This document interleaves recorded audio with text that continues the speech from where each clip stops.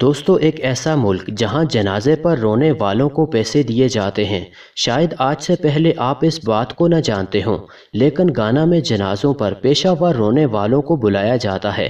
اس رونے دھونے کو دیکھتے ہوئے لوگ اس بات کی تعریف کرتے ہیں کہ مرنے والے سے اہل خانہ کو کتنی محبت تھی، اور اسی بنا پر رقم دے کر جعلی آنسو بہانے والوں کو مدعو کیا جاتا ہے۔ گانا میں جنازوں پر آہو بکا اور آنسو بہانا ایک باقاعدہ کاروبار ہے۔ گانا میں دراصل بہت سے لوگ اپنے عزیزوں اور پیاروں پر کوشش کے باوجود آنسو نہیں بہا سکتے۔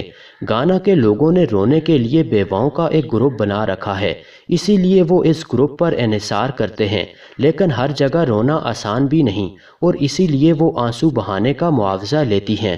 اگر جنازہ بڑا ہو تو وہاں رونے کے پیسے بھی زیادہ ہوتے ہیں۔ جنازوں پر زیادہ سے زیادہ رونے والے بلوائے جاتے ہیں، اور دیگر رسومات بھی ادا کی جاتی ہیں۔